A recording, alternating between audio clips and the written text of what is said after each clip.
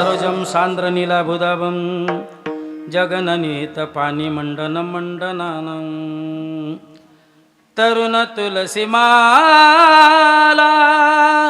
कन्धरं कञ्जनेत्रं सदयधवलहासं विठ्ठलं चिन्तयामि जोडोनिया कर चरणे ठेवितो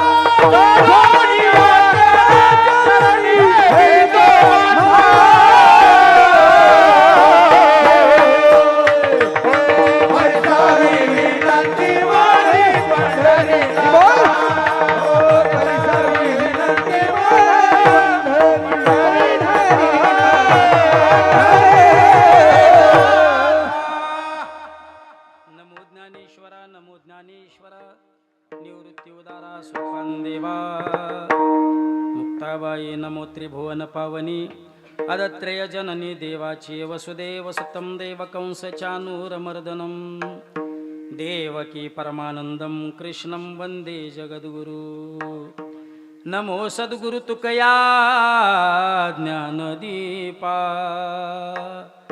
नमो सद्गुरु सच्चिदानंद रूपा नमो सद्गुरु भक्त कल्याण मूर्ती नमो सद्गुरु भास्करा पूर्ण कीर्ती अनुरेनुया ठोकडा हो अनुरेनुया ठोकडा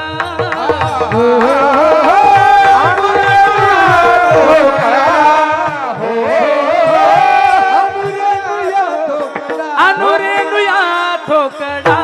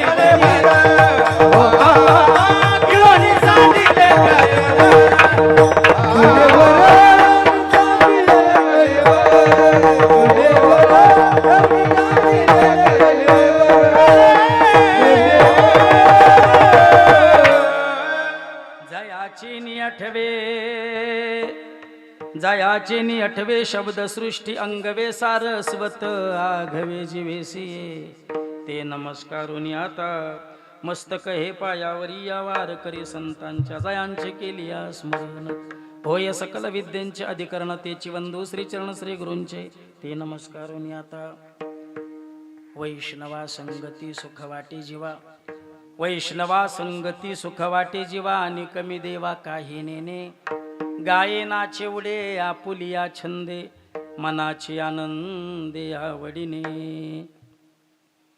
प्रस्तुत प्राप्त प्रसंगी कीर्तनरूपी सेवेकरिता निवडलेला अभंग विश्वमान्य विश्वभूषण विश्वाधिकार विश्वप्रिय चिन्मय स्वरूप असणारे स्थित प्रज्ञ साधू मराठी मनावर अधिराज्य करणारे जगविख्यात महात्मा आणि वारकरी संप्रदायाच्या विशाल वटवृक्षाला लागलेले गोंडस फळ म्हणजे जगद्गुरु तुकाराम महाराज.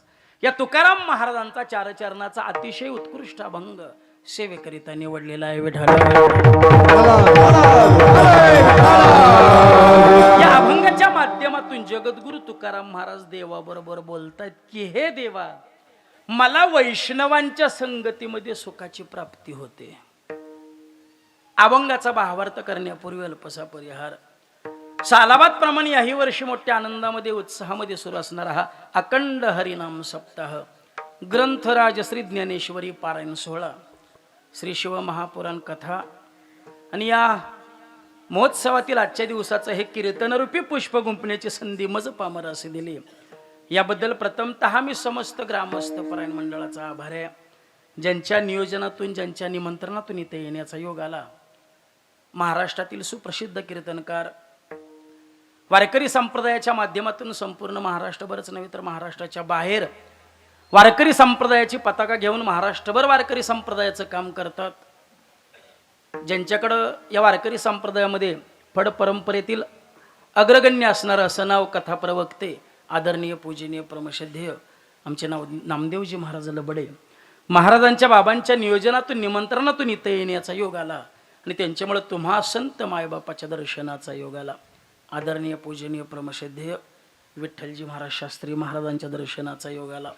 संगीतरत्न, संगीत अलंकार, भजन सम्राट आदरणीय पूजनीय परमश्रद्धेय आमचे अनिरुद्ध महाराज कारकर महाराजांच्या दर्शनाचा योग आला.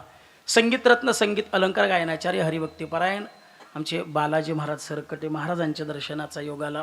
संगीतरत्न, संगीत अलंकार गायनाचार्य हरिभक्तीपरायण माझे जीवलग मित्र आमचे अनिरुद्ध बापू नालेगावकर बापूंच्या दर्शनाचा योग आला. संगीतरत्न, संगीत अलंकार गायनाचार्य हरिभक्तीपरायण आमचे माऊली महाराज महाराजांच्या दर्शनाचा योग आला. मृदंग सम्राट, मृदंग रत्न, मृदंग अलंकार हरिभक्तीपरायण आमचे अनिकेत महाराज महाराजांच्या दर्शनाचा योग आला. मृदंग रत्न, मृदंग अलंकार हरिभक्तीपरायण वैभव महाराज महाराजांच्या दर्शनाचा योग आला. आल्यानंतर ज्यांनी आमची उठाठेव केली आणि या सप्ताहामध्ये अग्रेसर असणारं नाव आदरणीय आमचे भंडारे दादा दादांच्या दर्शनाचा योग आला. आमचे परमेश्वर दादा जाधव आजी, सर्व गुणीजन टाळकरी मंडळी आणि तुम्हा संत मायबापाच्या दर्शनाचा योग आला. विठ्ठल विठ्ठल.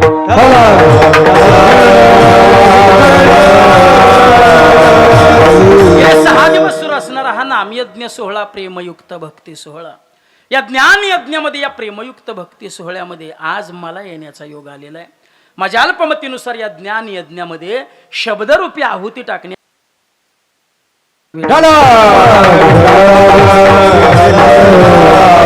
हे 6 दिवस सुरू असणारा हा नामयज्ञ सोहळा, प्रेमयुक्त भक्ती सोहळा आणि सुरू असणारा हा कीर्तन महोत्सव. या कीर्तन महोत्सवातील आजच्या दिवसाची ही कीर्तन सेवा. खरं तर कीर्तनाची वेळ आहे 8:30 ते 10:30 आणि 9:30 वाजले. दोन्हीतली कुठली तरी एक वेळ पाळावी या मताचा मी आहे. म्हणजे सुरुवातीची नाही पाळता आली तर बंदची पाळू, म्हणजे 9:30 8:30ची नाही पाळता आली 10:30ची पाळू. परवा आमच्या शेतामध्ये काम करायचं होतं म्हणे, का कामगाराच्या घरी गेलो. म्हणलं उद्या आमच्या शेतामध्ये काम करायला याल का? ते म्हणलं महाराज येतो की, पण म्हणला माझी एक अट आहे. म्हणलं काय? म्हणला 500 रुपये रोज घेणार. म्हणलं दिले 500 रुपये, पण म्हणलं माझी पण एक अट आहे. तो म्हणला काय? म्हणलं 9ला कामावर यायचं, सुट्टी 5:30ला करायची. म्हणलं चालतंय की. दुसऱ्या दिवशी 9ला कामावर यायची बोली होती. 10:30 वाजले तरी कामावर आलं नाही. 11ला कामावर आलं. म्हणलं गाड्या 9ची बोली होती, 11ला आलायस. बरं म्हणलं आलायस ना, लाग उद्योगाला. दिवसभर उद्योग सुरू झाला. सुट्टीची बोली होती 5:30ला, हे 4:30लाच घराकडे निघालं. म्हणलं गाड्या बोली होती 5:30ची, तू 4:30लाच घरी निघाला. ते म्हणलं महाराज येताना उशीर झालाय, जाताना कशाला करू. तसं मला तुमच्या समोर यायला झालाय उशीर, जायला कशाला करू. फक्त पाऊण तासाकरता, 1 तासाकरता मला मंडपातला समाज जिवंत अपेक्षित आहे. बरं, कारण बाबा मी कीर्तनाचे 2 प्रकार ठेवलेत. त्यातला पहिला प्रकार असा ठेवलाय, 2 तास कीर्तन करत असताना जर लोकांचे चेहरे आनंदी दिसले, टवटवीत दिसले, फ्रेश दिसले, रिस्पेक्टिव्ह दिसले, तर 2 तासाचे तिथं 2.5 तास कीर्तन करायचं, तेवढ्याच पाकिटात. दुसरा प्रकार असा ठेवलाय, 2 तास कीर्तन करत असताना जर लोकांचे चेहरे अपसट दिसले, पेंगाळलेले दिसले, तर फुलं घ्यावीत, गुलाल घ्यावा, श्रद्धांजली व्हावं आणि निघून जावं. आता कुठल्या पद्धतीने आजचं कीर्तन करायचं हे तुम्ही ठरवायचे. कारण माझ्या गावावरून येऊन मी तुमच्या गावामध्ये उभा आहे, बरोबर ना? साताऱ्यावरून येऊन मी तुमच्या गावामध्ये उभा आहे. एकदा का उभं राहिलं ना, एकतर निवडून यावं, पडलेलं फार वाईट. पण मला वाटत नाही मी 2 तास पडीन. कारण माझ्याबरोबर काही कॅबिनेट मंत्री आहेत, काही राज्यमंत्री आहेत, काही अपक्ष आहेत, त्यांनाही मला घेऊन चालायचे. काहींचा आतून पाठिंबा आहे, काहींचा बाहेरून पाठिंबा आहे. 2 तास या सरकारचा त्रास तुम्हाला सहन करावा लागणार आहे.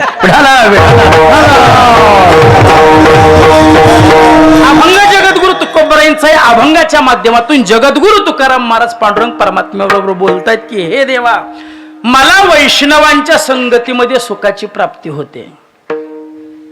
महाराजांच्या आवडीचे 2च विषय आहेत, एक देव आणि एक संत. मग कधी समाजाबरोबर जरी बोलण्याचा प्रसंग आला तरी देव घ्या कोणी, देव घ्या कोणी, आयता आला घर पुसोनी. म्हणूनच समाजाला सांगितलं, तुकाराम महाराजांनी तुमच्या आमच्या दरवाजा देव आणला की देव घ्या. पण लोक म्हटली महाराज देव न लगे, देव न लगे. तुकोबराय म्हणले रे फुकाट तुमच्या दरवाजात आणलाय, देव घ्या.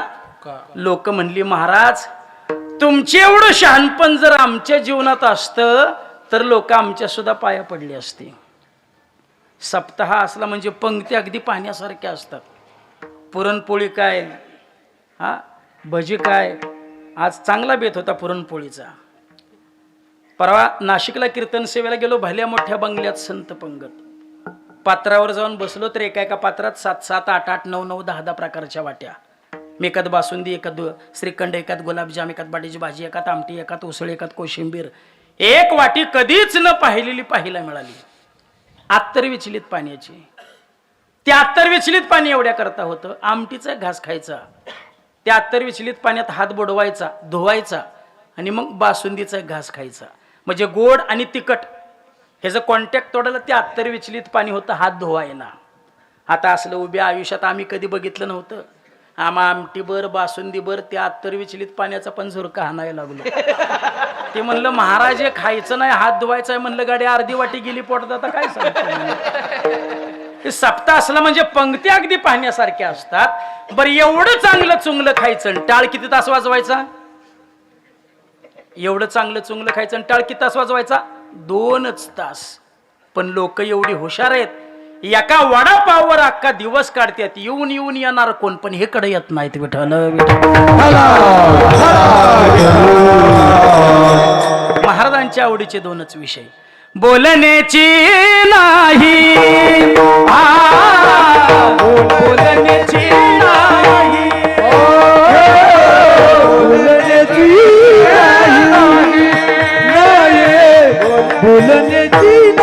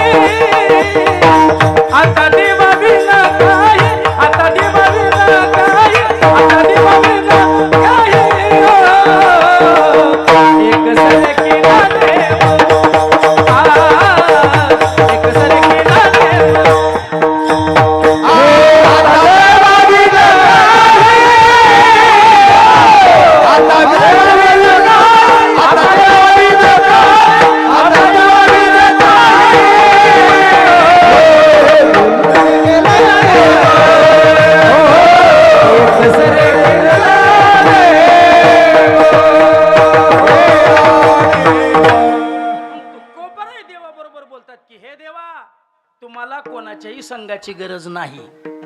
देवाला कोणाच्याही संघाची गरज नाही. का? तो भगवान परमात्मा व्यापक आहे. काल परिच्छेद रहित, देश परिच्छेद रहित, वस्तू परिच्छेद रहित. काल परिच्छेद रहित म्हणजे कालही होते, आजही आहे, उद्याही असणार आहे. सत्य तू सत्य तू सत्य तू विठ्ठला. देश परिच्छेद रहित म्हणजे हरीची या दासा, हरिदा ही दिशा. आणि वस्तू परिच्छेद रहित म्हणजे विठ्ठल जळी स्थळी हरी दिसे जनिवनी आत्मतत्वी. यावरून असं कळतं की त्या भगवान परमात्म्याला कोणाच्याही संघाची गरज नाही. तो भगवान परमात्मा व्यापक आहे, काल परिचित रहित, देश परिचित रहित, वस्तू परिचित रहित. देवाला कोणाच्याही संघाची गरज नाही. डोंगराव सुद्धा बाबा एकटा राहतो. जसं देवाला कोणाच्या संघाची गरज नाही ना, तसं जाडाला देखील कोणाच्या संघाची गरज नाही, कारण जाडाच्या ठिकाणी आज्ञा नाही. कीर्तन संपल्यानंतर या माईकचं स्टँड इथून जर कुणीच उचललं नाही तर उद्याच्या कीर्तनापर्यंत हे माईकचं स्टँड इथंच राहणार आहे. का? कुणीतरी उचलून बाजूला ठेवल्याशिवाय ते बाजूला होणार नाही, कारण जाडाच्या ठिकाणी आज्ञा नाही. अजून सोपं करून सांगतो. पायीवारीचा प्रवास करत असताना रस्त्याच्या कडेला अगदी वेगवेगळ्या प्रकारची दगड पाहायला मिळतात. पुणे अमुक किलोमीटर, लोणंद अमुक किलोमीटर, फलटण अमुक किलोमीटर, पंढरपूर अमुक किलोमीटर, अगदी तऱ्हेतऱ्हेची दगड पाहायला मिळतात. मग त्यातला एखादा दगड कधी आपल्या बायकोला म्हणलाय का यंदा आपण सुद्धा वारी करावी? कळलं तर बघा, ना द्या सोडून. विठाल विठाल. जाडाला देखील कोणाच्या संघाची गरज नाही, जीवाला मात्र संघाची गरज आहे. मग जीवाचा पहिला संघ कशा बरोबर जाडला? तर जीवाचा पहिला संघ जाडला तो या देहाबरोबर, जो नको म्हटलं तरी टाकता येत नाही.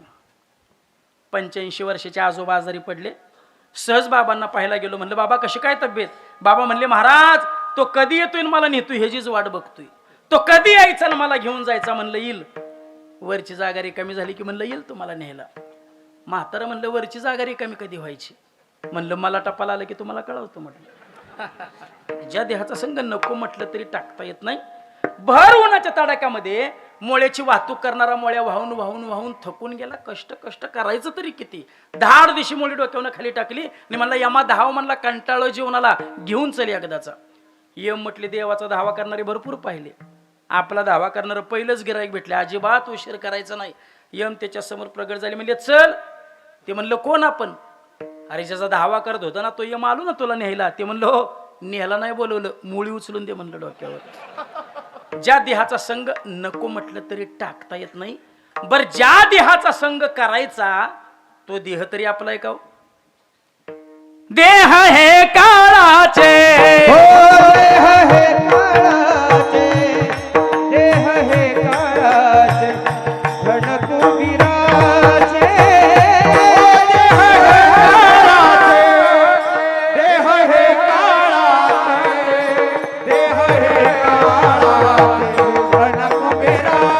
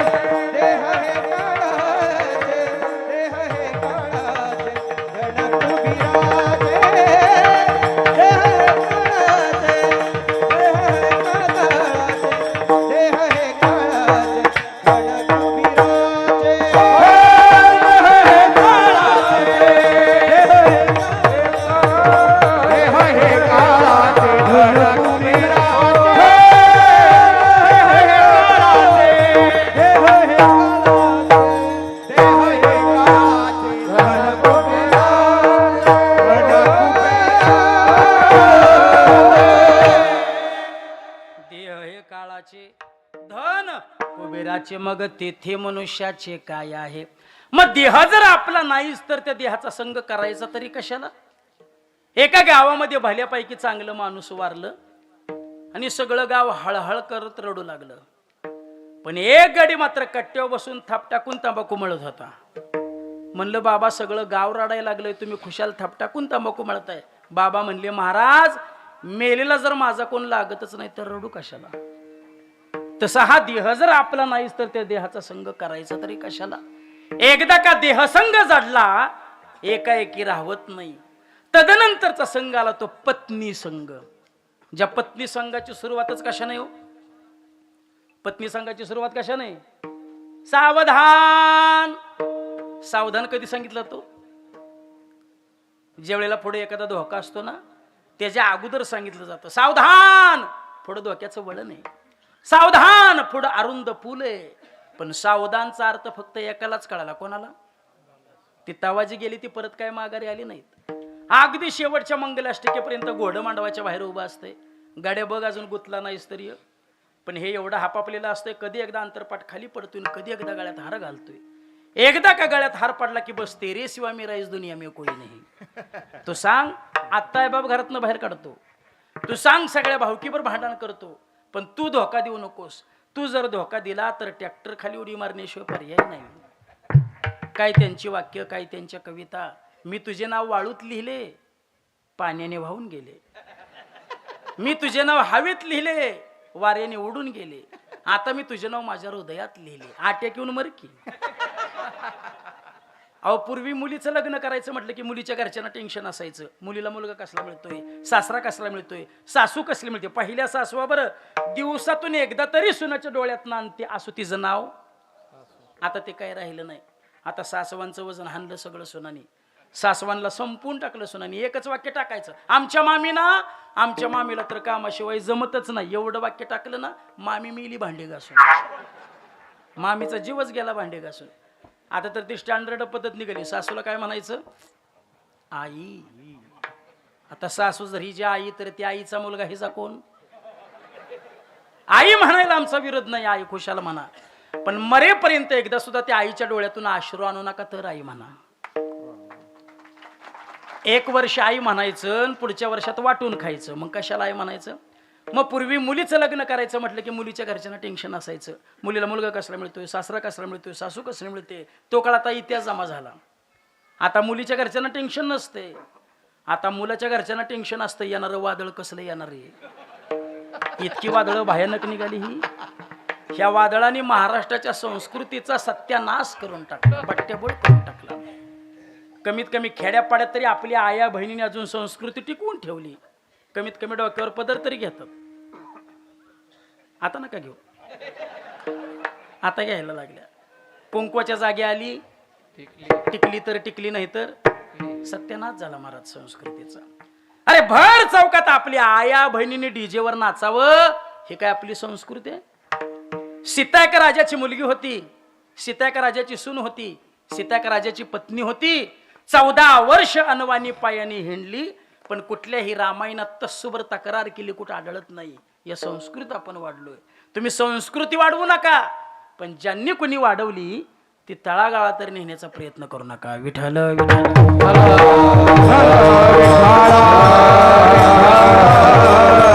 कोण असा माणूस आहे की प्रपंचाने ज्याला सुख दिलं?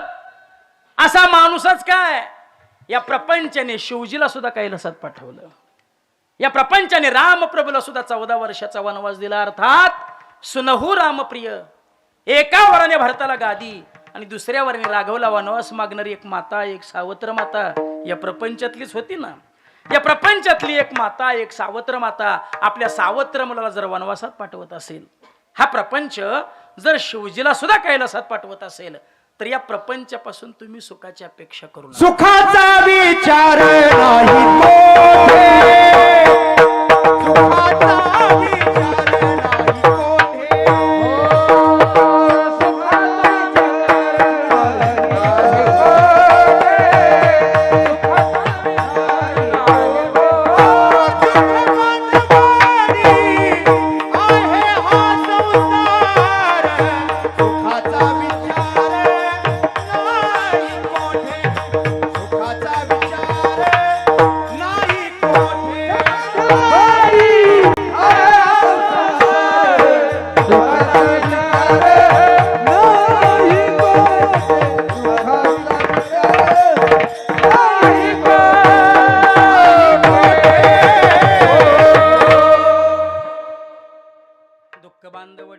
संसार सुखाचा विचार नाही कोठे. संसार दुःख मूळ चहूकडे इंगळ, विश्रांती नाही कोठे, रात्रंदिवस तळमळ. प्रपंच जरी सुख जोडे तरी का सेविती गिरीकडे, राज्य टाकून गेले पुढे ते का वेडे म्हणावे. कोण असा माणूस आहे की प्रपंचाने ज्याला सुख दिलं? एक अनुभव सुखाचा सांगा. एक दोघं नवरा बायको शेतामध्ये भरपूर काम करायचे. मग जेवढं काम करायचे ना तेवढंच खायचे. दोघात 10 भाकरी लागायच्या, ह्याला 5 भाकरी तिला 5 भाकरी. एक दिवस शेतामध्ये भरपूर काम केलं, सायंकाळी घरी आले, भाकरीला पीठ पडलं कमी, भाकरी झाल्या 5. आता वाटण्या कशा करायच्या? तू म्हणला काय नाही, मी 3 खाणार, तू 2 खायच्या. ती म्हणली तसलं बंद झालं म्हणली, 50% आरक्षण मंजूर झालं म्हणली मला. मी 3 खाणार, तुम्ही 2 खायच्या. एका ताटात 3 भाकरी, एका ताटात 2 भाकरी. हा म्हणे मी 3 खाणार, ती म्हणे मी 3 खाणार. तिनं पर्याय काढला, म्हणली कारभारी भांडण करायचं नाही. या क्षणापासून जो कोण पहिल्यांदा बोलल त्यानं 2 भाकरी खायच्या, नंतर बोलल त्यानं 3 भाकरी खायच्या. आता पहिल्यांदा बोलावं तर भाकरी किती खायला लागणार? रात्रीचे 2 वाजले तरी दोघातलं कोणी कमी पाना घ्यायला तयार नाही. रात्रीचे 2 वाजता हा या जागेवर दोघं आडवी झाली आणि दोघांच्या गाढ झोपा लागल्या. आता रोज सकाळी 7ला उठून शेतामध्ये जाणार हे कुटुंब आज 10 वाजले तरी ह्यांच्या घरचं दार उघडलं नाही. आसपासची लोक हाका मारू लागले, रामभाऊ, ओ रामभाऊ. रामभाऊला हाका ऐकायला येत होती, पण बोलावं तर भाकरी किती खायला लागणार? दुसरा दिवस उगवलाय बरं. रामभाऊ म्हणे ती आवाज देईल, ती म्हणे हे आवाज देतील. आता एवढ्या हाका मारून सुद्धा आतली लोक उठत नाहीत. त्यावर ती बाहेरच्या लोकांचा समज झाला आत काहीतरी घडलेलं. 4-5 पोरं गोळा केली, पोरांनी दरवाजावर लाथा मारल्या, दरवाजा मोडून सगळी घरात शिरली. महिला मंडळ अहो वहिनी, पुरुष मंडळी अहो रामभाऊ. सगळं दिसतंय, सगळं कळतंय, पण बोलावं तर भाकरी किती खायला लागणार? आता एवढ्या विनवण्या करून ही लोक उठत नाहीत, जेवणाची पात्र तशीच पडल्यात. त्यावर ती लोकांचा समज झाला, म्हणे यांचं काम. सगळ्या पाहुण्यारावळांना फोन केलं, सगळी भावकी गोळा झाली, सगळी तयारी झाली. भावकी तेवढ्यावच असती म्हणजे तयारी करायला, सगळी तयारी झाली. एक वयोवृद्ध बाबा म्हणले डबल तिरडीच्या भानगडीत पडू नका, एका तिरडी दोन्ही घ्या म्हणे. नवरा बायकोला एका क्षणाला मृत्यूनं म्हणजे काय वाटत इतकी सोपी गोष्ट आहे का म्हणे. दोन्ही एका तिरडीव घ्या म्हणे. दोन्ही एका तिरडीव घेतली, चौघांनी खांद दिलं, एकाने गाडगं धरलं, अंत्ययात्रा स्मशानभूमीकडे निघाली. यानं विचार केला, म्हणला 2 भाकरीसाठी सरनाव जायची वेळ आली. म्हणला कावा तरी बोललंच पाहिजे की, पण हा बोलला नाही. त्यानं काय केलं, चालू अंत्ययात्रेत बायकोच्या मांडीला मोठ्याने घेतला चिमोटा. पण ही सुद्धा जात एवढी अवकाळ, जातीनं एवढ्या मोठ्याने घेतलेला चिमोटा सोसला. बोलावं तर भाकरी किती खायला लागणार? 2 भाकरीसाठी जातीने एवढ्या मोठ्याने घेतलेला चिमोटा सोसला. चिमोटा एवढा जोरात घेतला, तोंडात नाही आवाज आला, पण चालू अंत्ययात्रेत प्रेत ताडकन उठून बसलं. जसं चालू अंत्ययात्रेत प्रेत उठून बसलं, हे पाहिलं कोणी? खांद करायला दाद नाही, प्रेत झोपलंय का उठलंय, डबल होतं ना. गाडगं धरणारने मागं बघायचं नसतंय. जसं चालू अंत्ययात्रेत प्रेत उठून बसलं, तसं पाठीमागं पाहुणी रावळी भावकी जिकडं वाटी मिळेल तिकडं पळायला लागली. आता पाठीमागं कोणी राहिलं नाही, कोणी घरात दारात सपरात गंजीत लोक दडून बसली. आता लोक किती राहिली? लोक राहिली 5. अंत्ययात्रा स्मशानभूमीत आली आणि ते 4 प्रेत खाली ठेवणार, एवढ्यात तिच्या डोक्यात प्रकाश पडला. कुठे गेल्या? स्मशानात गेले, तिच्या डोक्यात प्रकाश पडला. म्हणली कसला का आसनापती हा परमेश्वर आहे. नाही त्याच्यासाठी करायचं तर कोणासाठी करायचं? नाही त्यानं कमीपणा घेतला तर आपण कमीपणा घेऊ. त्याच्यासाठी नाही करायचं तर कोणासाठी करायचं? कुठे गेल्या? आणि ते स्मशानात प्रेत मोठ्याने आरडायला लागलं, कारभारी तुम्ही खातीन, मी खाते 2. माणसं किती राहिली होती? माणसांना आपल्याच खाण्याचा कार्यक्रम चालला. अनिक दुःखे सांगू किती, सकळ संसाराची स्थिती,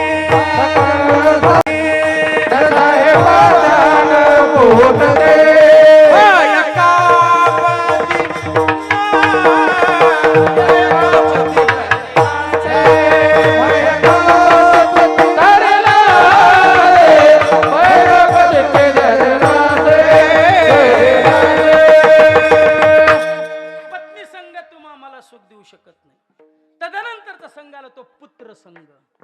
पण रामदास स्वामी सांगतात, ज्यासाठी केले नवस, ज्यासाठी केले सायास, त्याची पुत्र पित्यास मारेती. आज 5-5 पुत्र असून सुद्धा आईबापाला सौत करून खावं लागतंय. काय आईबाप सांभाळायला खर्च? कुत्र सांभाळायला जेवढा खर्च आहे ना, तेवढा सुद्धा खर्च आईबाप सांभाळायला नाही. कुत्र सांभाळायला किती खर्च आला? त्या कुत्र्याला चांगलं चुंगलं खायला घाला, चांगल्या साबणाने आंघोळ घाला, चांगल्या टॉवेलने पुसून घ्या. सायंकाळच्या वेळी कुत्र पुढच्या शीटवर बसवून तासभर फिरवून आणा. कुत्र्यावर कितीही प्रेम करा, 1 दिवस चावल्याशिवाय राहणार नाही. आई बापाचा कितीही द्वेष करा, आशीर्वाद दिल्याशिवाय राहणार नाही. शहरामध्ये वृद्धाश्रम अगदी गच्च्या गज भरून चालली हो. एक वेळ ज्या ठिकाणी जनावर बांधता त्या गोठ्यात आईबाप ठेवा, पण वृद्धाश्रमात ठेवू नका. चांगलं चुंगलं करून खायला घालू नका. पोरा बाळांच्यातनं जे काही शिळं पाकर राहील ते खायला घाला. प्लॅस्टिकचे ताट द्या, प्लॅस्टिकचे ग्लास द्या, एकडून चुरून टोपल्यातली भाकरी खिशात घाला. जाता जाता गोठ्याकडून जा, लांबनं भाकरी फेका. आईला चाला येत नाही, आई घुसत घुसत भाकरी जवळ येईल. अर्धी भाकरी आपल्या धान्याच्या ताटात कुस करेल, अर्धी भाकरी स्वतःच्या ताटात कुस करेल. तेवढी पोराचा बाप म्हणेल कशासाठी घरी आणलंस. तेव्हा वृद्धाश्रमामध्ये खाकी कपडेवाला रोज ताज्या ताज्या चपाती देत होता, कशासाठी घरी आणलंस. पोराची माय म्हणेल त्या वृद्धाश्रमामध्ये खाकी कपडेवाला रोज ताज्या ताज्या चपाती देत होता, पण त्या ताज्या चपातीत जे प्रेम नव्हतं ते प्रेम माझ्या पोरानं फेकलेल्या भाकरीत आहे, ते प्रेम माझ्या लेकरनं टाकलेल्या भाकरीत आहे. ऐशी कळवळ्याची जाती करीला भावीन प्रीती. या जगाच्या पाठीवर आपल्यावर निस्वार्थी प्रेम करणारा जर वर्ग कोणता असेल तर पहिला वर्ग आहे संतांचा आणि दुसरा वर्ग आहे माय बापाचा, जे आपल्यावरती निस्वार्थीपणे प्रेम करत असतात. म्हणून आजच्या कीर्तनातून एक वाक्य घेऊन चला. ज्याला असं वाटतं ना की आपण नित्य परमार्थिक व्हावं, ज्याला असं वाटतं ना आपल्या हातून सतत भगवान परमात्म्याची सेवा घडावी, त्यांनी दोन गोष्टी करा. नंबर 1 घरातले मायबाप सांभाळा आणि नंबर 2 गोठ्यातली गाय सांभाळा. जे घरातल्या मायबापाला सांभाळतात आणि जे गोठ्यातल्या गायीला सांभाळतात त्यांना स्वतंत्र परमार्थ करायची काय गरज आहे. काय ज्ञानोबरांची भाषा आहे. सकळ तीर्थाची ये धुरे, जे का माता पितरे तया सेवे सिकीर शरीरे लो नकीजे. माय बापे केवळ काशी तेने न जावे तीर्थासी. माय बापे केवळ काशी. आई वडिलांसारखं तीर्थक्षेत्र या जगाच्या पाठीवर नाही, पण त्याच महाराष्ट्रामध्ये त्याच आई वडिलांकरता वृद्धाश्रम खोलावं लागतंय. 100 रुपयाच्या दारूच्या क्वाटरी करता आई वडिलांच्या डोक्यात दगड घालणारी पैदास या महाराष्ट्राच्या मातीमध्ये जन्माला आली. धर्महीन विचारहीन संस्कृतीहीन पिढी या महाराष्ट्राच्या मातीमध्ये जन्माला आली. 3.5-4 वर्षापूर्वीचा काळ आहे. तुमच्या नजीकचा जिल्हा लातूर जिल्ह्यामध्ये डॉक्टर अरुण गोदमकर नावाचे डॉक्टर होते. स्वतः बालरोग तज्ञ, पत्नी बालरोग तज्ञ, भरपूर पैसा, भरपूर संपत्ती. पण मुलगा आपल्यापेक्षा काहीतरी वेगळा शिकवावा म्हणून मुलगा परदेशामध्ये पाठवून दिला. मुलानं तिकडंच शिक्षण पूर्ण केलं, तिकडच मुलगी पसंत केली, तिकडच विवाह केला, तिकडच उद्योगधंदा थाटला. डॉक्टरांची पत्नी वारली, पोराची आई वारली. बापाने पोराला फोन केला, बाळ तुझी आई वारली रे, असशील तसा ताबडतोब विधी करण्याकरता घरी निघून ये. आई मरून सुद्धा पोरग घरी आलं नाही. जड अंतकरणाने डॉक्टर साहेबांनी आपल्या पत्नीचा सगळा विधी उरकून घेतला. भरपूर पैसा, भरपूर संपत्ती, पण घरात कोणासोबत सुखदुःखाच्या गप्पा गोष्टी कराव्यात अशी व्यक्ती डॉक्टरांच्या जीवनात राहिली नाही. अशा ताणतणावामध्ये डॉक्टर साहेबांना एक पॅरलचा सौम्य अटॅक येऊन गेला. भरपूर पैसा आहे, भरपूर संपत्ती आहे, पण काळजी घेणारं कोणी उरलं नाही. म्हणून डॉक्टर साहेबांनी लातूरमधल्या अहमदपूरमधल्या एका वृद्धाश्रमाचा आश्रय घेतला. त्या वृद्धाश्रम चालकाबरोबर डॉक्टर साहेब बोलतात, भरपूर पैसा आहे, भरपूर संपत्ती आहे, पण मी गेल्यानंतर माझ्यासाठी कोणीतरी 2 अश्रू ढाळावं अशी व्यक्तीच माझ्या जीवनात राहिली नाही. काय त्या संपत्तीला आग लावायची का. थोड्याच दिवसानंतर डॉक्टरांचा मृत्यू झाला. त्या वृद्धाश्रम चालकाने परदेशामध्ये असणाऱ्या डॉक्टरांच्या मुलाला फोन केला, तुमचे वडील वारले तो आणि विधी करण्याकरता तुमच्यातलं कोणी शिल्लक नाही, तुम्हाला यावं लागेल. पोरांनी स्पष्ट शब्दात सांगितलं, कामाची व्यस्तता एवढी वाढली, येणं शक्य होणार नाही. तुम्ही सगळ्या विधी उरकून घ्या, आमचा कसलाही आक्षेप नाही. तुमचं जे काही बिल होईल ते तुमच्या अकाउंटला पाठवून देऊ. ही द्वापार युगातली घटना नाही, 3.5-4 वर्षापूर्वीची घटना आहे. 12,000 कोटीचा मालक, भारत देशातील 3 नंबरचा श्रीमंत, मुंबई सारख्या शहरामध्ये 36 मजली ज्याची इमारत आहे. रेमंड कंपनीचा संस्थापक अध्यक्ष विजयपत सिंघानिया सध्या भाड्याच्या खोलीत राहतोय. मुलाखत देताना सांगितलं, भरपूर पैसा कमावला, भरपूर संपत्ती कमावली, पण पोरावर संस्कार करायला वेळ मिळाला नाही. आज पोराने घरातनं बाहेर काढले. म्हणून पोर नुसते सुशिक्षित करू नका, त्यांना योग्य संस्कार द्या. शहरातील वृद्धाश्रमांना भेट. त्या वयोवृद्ध मायबापाला विचारा, तुमची मुलं काय करतात. कोणी सांगेल डॉक्टर आहे, वकील आहे, इंजिनियर आहे, क्लास 1 ऑफिसर आहे, PS आहे, परदेशामध्ये जॉब करतो. पण त्यातला एकही आईबाप तुम्हाला असं सांगणार नाही की माझा मुलगा शेतकरी आहे ना माझा मुलगा वारकरी आहे. मग त्या देशाचा तो सुशिक्षितपणा काय कामाचा. जो आपल्या जन्मदात्या मायबापाचा आदर करत नसेल तो सुशिक्षितपणा काय कामाचा. पण पोरं नुसती शिकवू नका, त्यांना योग्य संस्कार द्या. पोरं काय कमी हुशार नाहीत, पोरं भरपूर हुशार आहेत. आबाव आहे तो संस्कारांचा आबाव आहे. पोरं काय कमी हुशार आहे. 5 वर्षाच्या पोराच्या हातात कोणत्याही कंपनीचे अँड्रॉइड मोबाईल द्या, त्या मोबाईल मधली जेवढी पोराच्या बापाला अक्कल नाही तेवढी पोराला अक्कल आहे. पोरं काय कमी हुशार आहेत. गुरुजींनी विद्यार्थ्यांना सांगितलं, पोरांनो रेल्वेचं चित्र काढा. सगळ्या पोरांनी रेल्वेचं चित्र काढलं. एका पोरानं नुसताच बोगदा काढला. गुरुजी म्हणले रेल्वे कुठे आहे? ते म्हणलं बोगद्यात शिरली ना.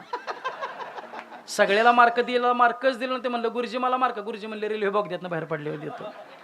पोरं काय कमी हुशार नाहीत, पोरं भरपूर हुशार आहेत. अभाव आहे तो संस्कारांचा अभाव आहे. आणि मुलांवर योग्य संस्कार व्हावा असं वाटत असेल ना, तर आई वडिलांनी मुलांच्या समोर स्वच्छ जीवन जगलं पाहिजे. स्वच्छ जीवन जगलं पाहिजे. बापच दारू पित असेल तर पोरग का गुटखा खाणार नाही? बापच सप्ताचं तोंड बघत नसेल तर पोरग का तमाशा पोड नाचणार नाही? मुलांवर योग्य संस्कार व्हावा असं वाटत असेल तर आई वडिलांनी मुलांच्या समोर स्वच्छ जीवन जगलं पाहिजे. स्वच्छ जीवन जगलं पाहिजे. कसे पाहिजेत संस्कार आहे का? ज्या दिवशी जालियनवाला बाग हत्याकांड झालं ना, जालियनवाला बाग हत्याकांड झालं त्यावेळेला इंग्रजांच्या बंदुकीतल्या गोळ्या संपल्या. त्यावेळेला भारतीयांचं मरण थांबलं. बागेतील सगळी जमीन ओली चिंब झाली. पाण्याने नाही, भारतीयांच्या रक्ताने जमीन ओली चिंब झाली. 9 वर्षाचे भगतसिंग बागेमध्ये प्रवेश करतात. रक्ताळलेली जमीन पाहतात. त्याच जमिनीवरची माती उचलतात, कपडा लावतात आणि त्या क्षणाला प्रतिज्ञा करतात, मा याचा बदला घेतल्याशिवाय राहणार नाही. याचा बदला घेतल्याशिवाय राहणार नाही. 9 वर्षाचे भगतसिंग. हळूहळू भगतसिंग मोठे होऊ लागले.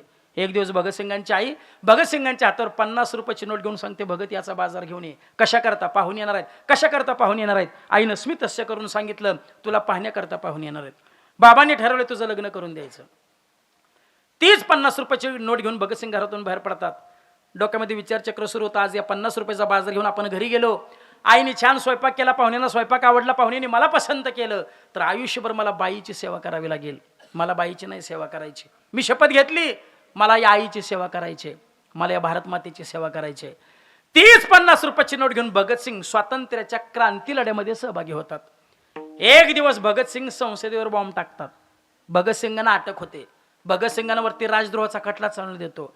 भगतसिंगांना फाशी शिक्षा सुनावण्यात येते. 20 दिवसानंतर फाशी होणार असते. म्हणून सध्या पाकिस्तानमध्ये असलेल्या लाहोरच्या जेलमध्ये भगतसिंगांना ठेवण्यात येतं. एक दिवस भगतसिंगांची आई, भगतसिंगांचे वडील, भगतसिंगांची बहीण भगतसिंगांना भेटण्याकरता लाहोरच्या जेलमध्ये जातात. आई लांबून हाक मारते, भगत.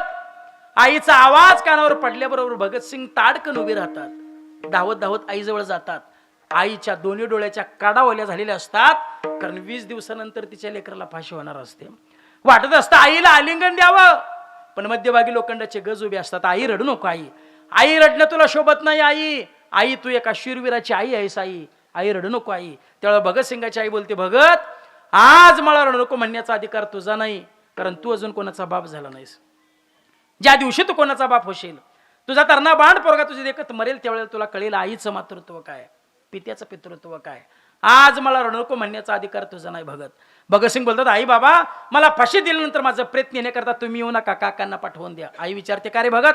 त्यावेळेला भगतसिंग बोलतात, का आई, अगं मी फासावर जात असताना तू समोर असशील आणि मी फासावर चाललोय म्हटल्यानंतर आई तुझ्या डोळ्यात अश्रू येतील आणि तुझ्या डोळ्यातले अश्रू पाहिल्यानंतर आई माझ्या डोळ्यात अश्रू आल्याशिवाय राहणार नाहीत. गा आई आई आई मला रडतळत नाही फासावर जायचं. आई आई आई मला हसत हसत फासावर जायचंय. का तर या हरामखोर इंग्रजांना मला सांगायचंय की या देशातील तरुणांना आपलं तारुण्य महत्वाचं नाही. या देशातील तरुणांना आपलं तारुण्य महत्वाचं नाही, तर या देशातील तरुणांना आपला देश महत्वाचा आहे. आपला देश महत्वाचा आहे. आपला देश महत्वाचा आहे. ज्या दिवशी भगतसिंगांना फाशी होते ना, त्या दिवशी भगतसिंगांचं वय जर 80 वर्षाचं असतं तर आजच्या कीर्तनामध्ये भगतसिंगांचं नाव निघालं नसतं. ज्या दिवशी भगतसिंगांना फाशी होते ना, त्या दिवशी भगतसिंगांचं वय 22-23 वर्षाचं होतं. जीवन समर्पित केलं तुमच्या आमच्या करता. देव देसन धर्मापायी प्राण घेतलं हाती, शूर आम्ही सरदार म्हाला काय कुणाची भीती. या महाराष्ट्रातल्या पण तरुणात, अरे माझ्या राजाने या महाराष्ट्राची उभारणी केली. माझ्या राजाला सुपारीच्या खांडाचं देखील व्यसन नव्हतं, पण त्याच महाराष्ट्रातला तरुण आज व्यसनात आणि फॅशनेत एवढा सैराट झाला, एवढा सैराट झाला, एवढा सैराट झाला. झिंग झिंगाट झाली पोरं महाराज आपली, झिंग झिंगाट. एक वाक्य लक्ष देऊ नये का? सैराट बघून पळून जाण्याचं स्वप्न पाहू नका. सैराट बघून पळून जाण्याचं स्वप्न पाहू नका. स्वराज्य पाहून छत्रपती शिवाजी महाराज होण्याचं स्वप्न बघा. थोडीशी फाटेल, नक्की फाटेल, पण अभिमान मात्र नक्की वाटेल. प्रभू रामचंद्रांचा जन्म झाला. सगळ्या नद्यांना पूर आला. भगवान कृष्ण परमात्म्याचा जन्म झाला. नदीचं पाणी कृष्णाच्या पायाला स्पर्श करण्यासाठी धावू लागलं. दुर्योधनाचा जन्म झाला, रक्ताचा पाऊस पडला. आपल्या पुत्रांचा जन्म झाला, भर पावसाळ्यात पाऊस निघून गेला. पुत्र सुद्धा आपल्या भाग्याचं लक्षण नाही. पुत्र संघ. आता एवढा सगळा प्रपंचाचा गाडा ओढायचा म्हणजे तदनंतरचा संघ आला तो धनसंघ. सगळ्याचं नाट्य करता येतं पण पैशाचं नाट्य करता येत नाही. पण महाराज सांगतात, द्रव्याचे पाठी कळी काळाचा लाग, म्हणून या संघ खोटा त्याचा. द्रव्याच्या पाठीमाग 15 अनर्थ लागलेले असतात. द्रव्य कमवताना दुःख, द्रव्य सांभाळताना आणि चोरीला गेलो का आनंद आहे का? चाहीपेक्षा जास्त दुःख. संपत्तीनं जर जीवाला सुखाची प्राप्ती होत असती मायबाप, तर रावण दुःखी ठरला असता का? केवढा मोठा रावणाचा प्रपंच होता. महाराज वर्णन करतात, इंद्र बारी चंद्र छत्र धरी यम पाणी वाहे घरी, वायू सर्व पूज सर्वदा ओसरी. इंद्र बारी चंद्र छत्र धरी यम पाणी वाहे घरी, वायू सर्वदा पूज्य ओसरी, विदितेत करी दळण कांडन. अश्विनी कुमार दोन्ही परिमळ द्यावे श्री असं लागुनी, विलंब होता अर्धक्षणी, दासी धावणी धुमत असे. मैरान देव कानडे, करती राक्षसांच्या दाड्या खाडे, अरसान दावी जाया पुढे तोचे रोकडे बोकाळी. नवग्रहाची पिडा गाडी, ते रावणे घातले बांधवडी, पायी घालून या बेडी पायरी तळी अडकविले. विघ्न न राहू शके जया पुढे, तो गणेश होनी बापुढे, गाढवाचे कळब गाडी चहूकडे ओढत असे. विधिनिषेध रावणाच्या घरी दळण कांडण करण्याचं काम करत होता. वायू देवता झाडून लुटून करत होती. वरुण देवता साड राखण्याचं काम करत होता. इंद्र छत्र धरून उभा होता. यम पाणी वाहण्याचं काम करत होता. नवग्रहाच्या पायऱ्या करून रावण सिंहासनावर चढत होता. ज्या खंडोबाची आपण पूजा करतो तो खंडोबा दाढी करण्याचं काम करत होता. ज्या गणपतीची आपण आरती करतो तो गणपती गाढवं ओढण्याचं काम करत होता. शुद्ध कांचनांची 7 कोटी घरं होती. कोटी घरं काश्या आणि तांब्याची होती. कास हे वारकरीला अर्धा किलोचा टाळ बनवणं मुश्किल होतंय महाराज. तसली कोटी घरं रावणाची होती. कधी कधी असं वाटतं एखादा वाडा रावणानं वारकऱ्यांसाठी सोडून जायला पाहिजे होतं. भरपूर टाळ तयार झाले असते. पण कधी कधी असं वाटतं सोडला नाही तेच बरं झालं. कारण मला नाही वाटत रावणाचं कसं कीर्तनात वाजलं असतं. कुठं वाजलं असतं मी नाही सांगू शकत. विठ्ठल 80,000 बायका एकट्या रावणाच्या होत्या. 1,00,000-1,15,000 मुलं, 2-2.5 लाख नातू. मला वाटतं रावण आत्ता पाहिजे होता. विधानसभेच्या 10-15 जागा घरच्या मतावच हाणल्या असत्या.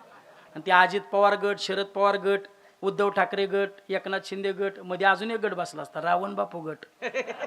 ह्यांनी रावणाला युतीत घेऊन महाराष्ट्र चालवला असता. एवढा मोठा रावणाचा प्रपंच मायबाप. पण एवढ्या मोठ्या रावणाच्या प्रपंचाने रावणाच्या इच्छा पूर्ण ठेवल्या. मला असं वाटतंय रावणाच्या जर इच्छा पूर्ण झाल्या असत्या तर सोन्याला सुगंध सुटला असता. रावणाची जर इच्छा पूर्ण झाली असतं तर समुद्राचं पाणी गोड झालं असतं. रावणाची जर इच्छा पूर्ण झाली असतं तर स्वर्गाला शेडी लावून चढता आलं असतं. एवढा मोठा रावणाचा प्रपंच जर रावणाच्या इच्छा पूर्ण ठेवत असेल तर माझी विनंती आहे तुम्हाला, तुम्ही तुमच्या प्रपंचापासून तुमच्या इच्छा पूर्ण होतील याची कधीच इच्छा करू नका. म्हणून मोठं होण्याच्या भानगडीत पडू नका. मोठ्याला खूप त्रास असतो. महाराज जया अंगी मोठे पण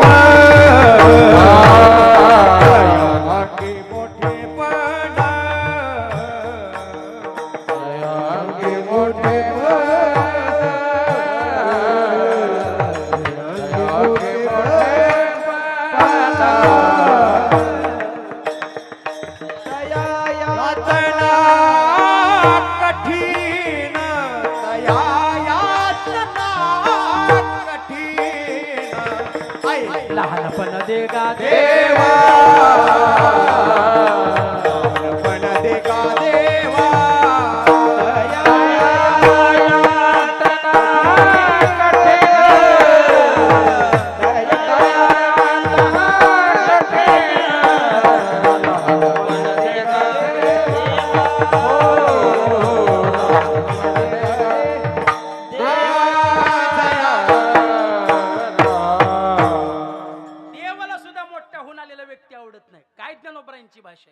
मनोनी थोर पण पराची सांडीजे, व्युत्पत्ती आघवी विसरीजे, जे जगा धाकुटे होईजे ते जवळ एक माझ्या. लहान होण्याचा प्रयत्न करा. पैसवाल्याला झोप लागत नाही, पैसवाल्याला भूक लागत नाही. पैसेवाल्यानं गरिबीतल्या झोपेतला फरक सांगतो तुम्हाला. पैसेवाला अगोदर हांतरून टाकतं मग झोपतं. गरीबाचं तसं नाही. गरीब अगोदर झोपतं मग हांतरून टाकतं. पैसेवाला 9 वाजता हांतरून टाकतं. 10 वाजले, 11 वाजले, 12 वाजले तरी त्याला झोप लागत नाही. 1 वाजता उठतं, एखादी झोपीची गोळी खातं मग झोपतं. गरीबाचं तसं नाही. गरीब दिवसभर शेतामध्ये काबड कष्ट करतं, मरतं. घरी आल्यानंतर 2-3 भाकरीचा मुडदा पडतं. अर्धा भात खाऊन नाही झाला तर तिथं आठवड डोलायला लागतं. बिचारी त्याची बायको तिथं ढकलून देते, म्हणती हो आडवा आता. सकाळ होईपर्यंत काळजी नाही. त्याला सकाळच जाग येते. कधी? जेव्हा त्याची बायको सुरुवात करते, उठा पांडुरंगाता दर्शन द्या सकळा, उदारी मागणारांचा मेळा अंगणी दाटला. उदारी मागणाराची रांग दारा मोर लागते ना, तेव्हा त्याला कळतंय उजाडलंय वाढत. एक वाक्य लक्ष देऊ नये का? धन दौलत अमीरी रातभर सोने नहीं देती. धन दौलत अमीरी रातभर सोने नहीं देती, और गरीबी में ऐसी नींद आती है जो सुबह उठने नहीं देती. विठ्ठल.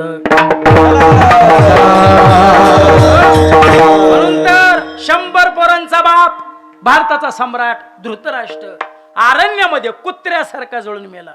पण ज्या आमच्या तुकोबऱ्यानं बसायला पोतं नव्हतं, ज्या आमच्या तुकोबऱ्यानं खायला अन्न नव्हतं, त्या तुकाराम महाराजांना मात्र जगाचा बाप मोराळकी म्हणून न्यायला आला. गरुडावर बैसोनी माझा काही वारी आला. संपत्ती आपल्याला सुख देऊ शकत नाही. तदनंतरचा संघ येतो विषय संघ. विषय माणसाच्या पाठीमागे धावत नाहीत, माणसं विषयाच्या पाठीमागे धावतात. उंदीर पकडायला जर पिंजरा ठेवला तर पिंजरा उंदरा मागे धावत नाही. उंदीर मात्र पिंजऱ्यात अडकल्याशिवाय राहत नाही. मासे पकडायला गळ पाण्यात टाकला, मग गळ माश्या मागे धावत नाही. मासा मात्र गळाला अडकल्याशिवाय राहत नाही. जीवाला गोड आवडत नाही, आणि जीवाला जे आवडतं ते गोड असू शकत नाही. विषयांचा पडीपाडू गोड परमार्थ लागे कडू, कडू विषय तो गोड जीवाशी झाला. जावई बापू पाहुणे आले, सासरे बाबा बाजारपेठेत गेले. 1450 रुपये डझन हापूसचे आंबे आणले. सासूबाईंनी छान आंब्याचा रस केला, पात्र वाढली. जावई बापू पात्र येऊन बसले, पण जसा पात्रात आंब्याचा रस पाहिला तसं जावयानं गरर दिशी तोंड फिरवलं. म्हणला कळायला पाहिजे होता आज रविवार होता. आंब्याचा रस गोड होता, जावयाला आवडत नव्हता. आणि जावयाला जे आवडत होतं ते गोड असू शकत नाही.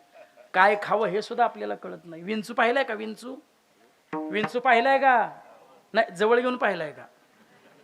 जवळ घेऊन कोणी पाहिलं असेल त्यालाच माहिती विंचू काय, त्याच्या वेदना काय. एकदा का त्यानं नांगी मारली तर दिवसभर काही सुचत नाही. अगदी 10 गडी काठी घेऊन त्याच्या पाठी लागलं तर ते 10 गड्यांना विंचू घाबरत नाही. एवढा विषारी विंचू आहे. पण एवढा विषारी विंचू जो 10 गड्यांना घाबरत नाही, अशा विंचवाने कधी पाल पाहिली न पालनं जर विंचू पाहिला तर 10 गड्यांना जो विंचू घाबरत नाही, पाल पाहिल्याबरोबर नांगी खाली टाकतो आणि पळत सुटतो. विंचवानं कितीही पळू द्यावं, पाल त्या विंचवाला सोडत नाही. एवढा विषारी विंचू पाल खाते, पाल पचवते, मग पाल किती विषारी असेल. मग एवढी डबल विषारी असणारी पाल एखाद्या वेळेस कधी कोंबडीच्या तडाख्यात घावली ना, कोंबडी त्या पालाला सोडत नाही. एवढी डबल विषारी असणारी पाल कोंबडी खाते, कोंबडी पचवते, मग कोंबडी किती विषारी असेल. आता पुढचं बोलूच का? 17व्या अध्यायाच्या सुरुवातीला माऊली सांगतात, म्हणून सात्वी कुरससे विजय ते सत्वाची वाढी पाविजे, राजसा तामसा होई जे रसे. माऊली सांगतात सात्विकांना ग्रहण करा, सात्विक गुणाची वाढ होईल. देवाला सुद्धा तेच आवडतात. कोळी कन्या पुत्र होती जे सात्विक, तयाचा हरिक वाटे देवा. विषय संग सुख देऊ शकत नाही. मनुष्याचे सर्वात मोठे 2 शत्रू, कामयश क्रोधयश रजोगुणा समुद्भवा, महाशनो महापापमा विद्येन मिह वैरिनम. हे ज्ञान निधीचे भुजंग, विषय दरीचे वाग, भजन मार्गीचे मांग मारक जे.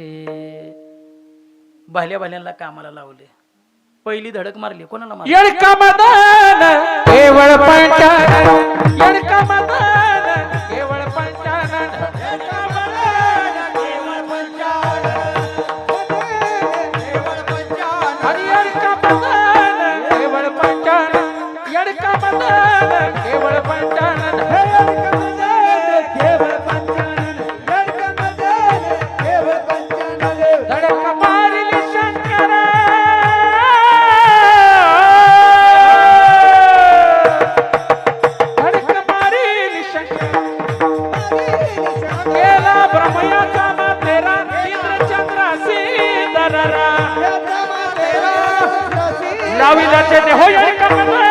केवळ पंचानन, केवळ पंचानन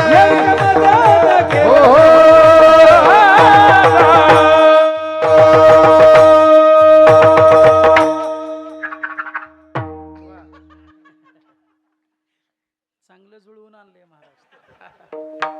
एकदा ही महाराज मंडळी करता सर्वांनी जोरात टाळ्या वाजवायच्या. विषय संघ तदनंतरचा शेवटचा संघ आहे तार्किकांचा टाका संघ. एवढे संघ जीवाला आहेत, परंतु प्रामुख्यानं संगतीचे 3 प्रकार पडतात. पहिले ती दुर्जनाची संगती म्हणजे कुसंगती, दुसरे ती विसंगती आणि तिसरे ती संत संगती. पहिले ती दुर्जनांची संगती. विचार असा आहे, दुर्जनांची संघटना लवकर होते परंतु सज्जनाची संघटना लवकर होत नाही.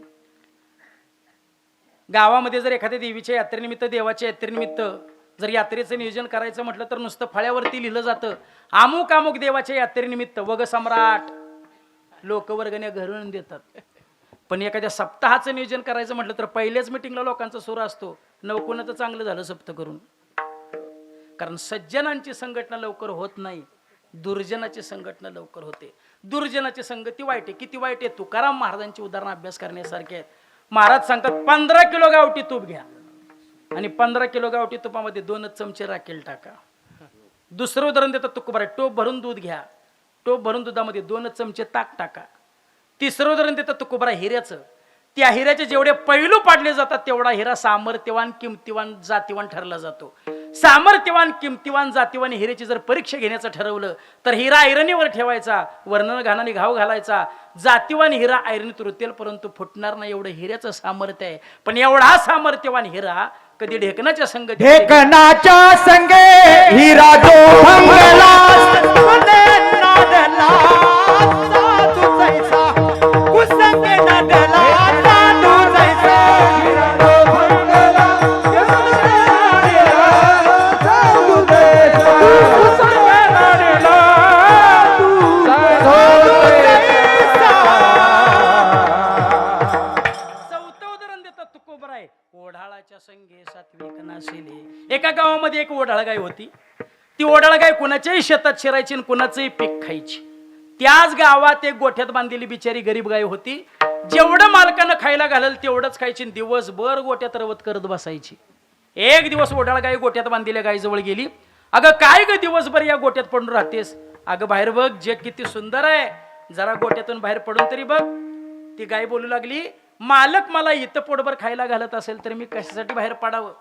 ओढाळ गाय म्हणली, असं काय ग करतेस? रोज घरचं खाऊन एखादी दिवस धाब्यावर जेवणारी असते तीच की म्हणे, चल जायला नाही पाहिजे तो, पण तयार झाली जायला. दोन्ही गायी एका कोणीकडून मालकीला पाठीवर काढली. पण गोठ्यातली गरीब गाय सवयीप्रमाणे खाली मान घालून सरत राहिली. एवढ्यात भली मोठी काठी घेऊन शेतमालक आला. जसा शेतमालक ओढाळ गायनं पाहिला, ओढाळ गाय कुपनावरून उडी मारून निघून गेली. नेमकी तडाक्याला गावली ती बिचारी गरीब गाय घावली. काठी फुटेपर्यंत शेतमालकानं मारली. लंगडत लंगडत घरी आली. मालक म्हणला, अगं काय कमी पडलं म्हणून दुसऱ्याचं शेत खायला गेलीस? आता तुझ्या गळ्यात लोडणा बांधल्याशिवाय तू सुधारायची नाहीस. म्हणून हात जोडून सांगतो, ओढाळाच्या संगतीला लागू नका. विठ्ठल विठ्ठल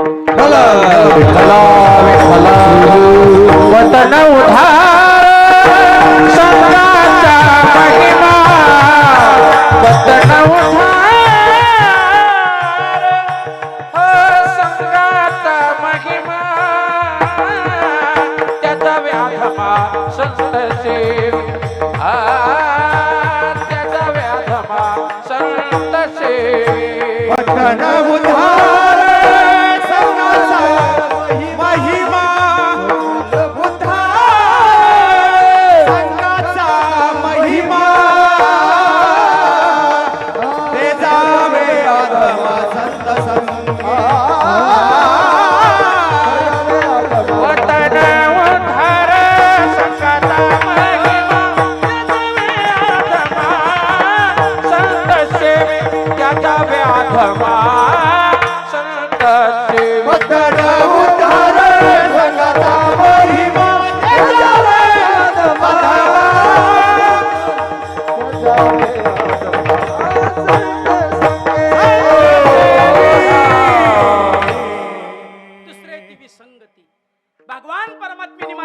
पण बनवताल रेल्वेच्या रुळावानी समांतर बनवलं नाही. गंगेच्या पात्रावानी कधी रुंद कधी अरुंद कधी उथळ कधी खोलगट असं बनवलं. सायंकाळी 5 नंतर ज्याला 40 फुटाचा रस्ता चालायला पुरत नाही ना, त्याच्या बायकोच्या मालिकाची मालिका पाठ असतात. हरिपाठ पाठ असतोय, काकडा पाठ असतोय. पण जे जगाला सांगतात त्यांच्या बायकोनी पसायदान येत नाही, याला म्हणायचं विसंगती. आपण म्हटलं पंढरपूरला जाऊया, ती म्हणते नाही महाबळेश्वरला जाऊया, याला म्हणायचं विसंगती. आणि तिसरी आहे ती संत संगती.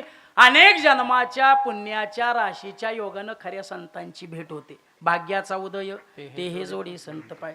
एक वेळ चंद्राचा अमृत सेवन करता येईल, एक वेळ अस्ताला जाणारा सूर्य आपल्या ताकदीनं धरता येईल. एवढा हा मोठा समुद्र सावरकरांसारखा सहज पार करता येईल. पण संतांची भेट बहु घड आहे संत भेटी परिजग जेट. तू कोबराय तर सांगतात संत दर्शनी हा लाभ पद्मनाभ जोडला. मग संत साधू श्री गुरु शब्द वेगळे अर्थ तोच आहे. हे सगळे शब्द ज्ञानोबरायांनी आपल्या हरिपाठात वापरले. माऊलींचा जर हरिपाठ पाहिला सगळे शब्द आपल्याला पाहायला मिळतात. संत संतांचे संगती, साधू साधू बोध झाला, श्री गुरु सारिका, हे सगळे शब्द ज्ञानोबरायांनी आपल्या हरिपाठात वापरले. मग याच्याही पेक्षा एक वेगळा शब्द तो कुबरीने शोधून काढला. तो शब्द कोणता? तो शब्द आहे वैष्णव. आता वैष्णव म्हणावा कोणाला? ज्यांनी संसारावरून माया काढली आणि परमार्थाकडे. वैष्णव तो जया अवघी देवावरी माया नाही अनिक प्रमाण जनतन तृणजन. वैष्णव तो जया अवघी देवावरी माया नाही अनिक प्रमाण जनतन तृणजन.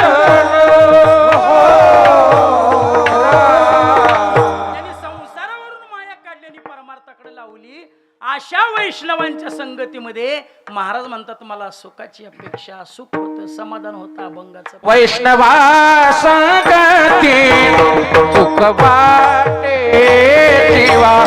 वैष्णवा संगती सुख वाटे जीवा. वैष्णवा संगती सुख वाटे जीवा. वैष्णवा संगती सुख वाटे जीवा. वैष्णवा संगती सुख वाटे जीवा. वैष्णवा संगती सुख वाटे जीवा. वैष्णवा संगती सुख वाटे जीवा. संगती सुख वाटे जीवा. अनिक मे देवा काहिने राम. अनिक मे देवा काहिने गायना देवडे आपुले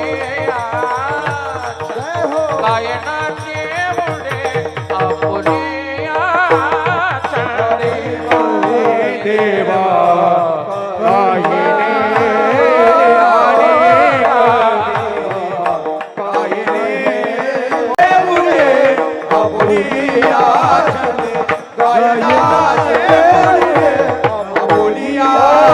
वैष्णवा संकटे सुख वाटे जेवा. वैष्णवा संकटे सुख वाटे जेवाला. अनेक मे देवा काहिने हो. अनेक मे देवा काहिने. वैष्णवा संगती सुख वाटे जीवा. वैष्णवा संगती सुख वाटे जीवा.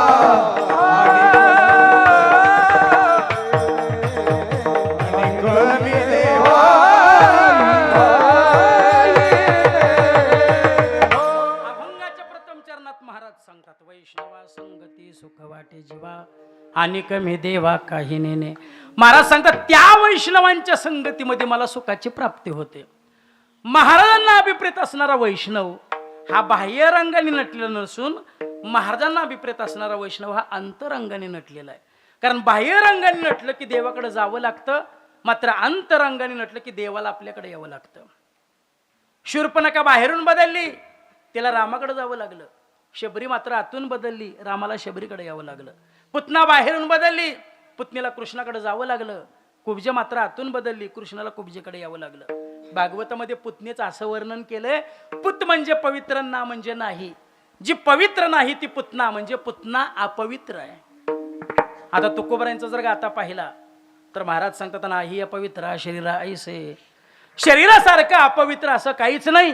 पण एवढा पवित्र शरीर पवित्र करण्यासाठी सुद्धा महाराजांनी 2 साधनं सांगितली. पहिलं साधन सांगितलं, तुळशीची माळ परिधान करा. हिंदू धर्मामध्ये तुळशीला फार महत्व आहे. अगदी शेवटच्या क्षणाला का होईना पण तुळशीचं पान. आता शेवटच्या क्षणाला तुळशीचं पान काय, बादली सकाळी तुळस घातली तरी काय फरक पडायचा. माळ घालायचं म्हणजे काय महाराज लोकांना ॲडव्हान्स द्यावा लागतोय का बँकेत अकाउंट खोलायला लागते का? असं कधी झालंय? 2 वारकरी झोपले होते आणि झोपेतून त्यांच्या गळ्यातल्या माळा चोरीला गेल्या. फार फार तर झोपणाऱ्याच्या गळ्यात अडकून जाणार पाहिल्यात, चोरून कोण येतंय का? असं कधी झालं एखाद्या लग्नात माळासाठी जावाय रुसला, बुटासाठी रुसणारे जावाय भरपूर पाहिले. का माळ घालायची म्हणजे का ॲडव्हान्स द्यावा लागतोय? आपली पोर इकडे आली पाहिजे, आपल्या पोरांच्या हातात गीता गातात ज्ञानेश्वरी पडली पाहिजे. पण आपली पोर इकडे येत नाही, त्याला कारणीभूत घरातली लोक आहेत. एखादं जर पोरगा हरिपाठ टाळ घेऊन नाचायला लागलं ना, आमचे लबडे बाबा म्हणले वा पोरगा चांगला आहे, माळा घालताय का? पोराचा आहे बाबा त्यात नाही हो, अजून त्याला काही कळत नाही. अहो त्याला काही कळत नाही तवरच त्याला माळ घाला. एकदा का त्याला कळायला लागलं की ती आपली काढील पण ती घालायचं नाही. काठी जोपर्यंत ओली आहे ना तोपर्यंतच ती वागते. एकदा का ती सुकली ना मोडेल परंतु वाकणार नाही. काही वेळेला असं ऐकायला मिळतं, मुलगा चांगला आहे माळ घालताय का? ना हो, पोराचं खाय प्यायचं वय आहे, पोरग खातंय कमी आणि पितंय जादा. लय प्यायला लागले आमच्याकडे आणायचं महाराज माळ घाल.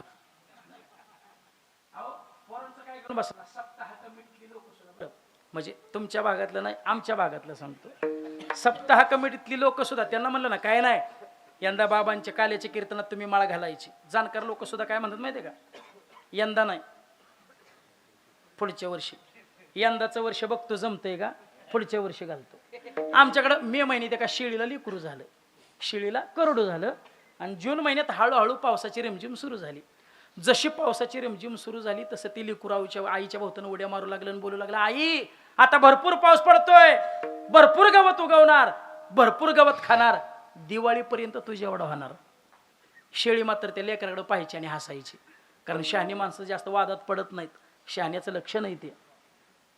पण एक दिवस शेळीला राहवलं नाही. ती लेकरू सारखं बोलू लागलं, आई आता भरपूर पाऊस पडतोय, भरपूर गवत उगवेल, भरपूर गवत खाणार, दिवाळीपर्यंत तुझ्या एवढा होणार.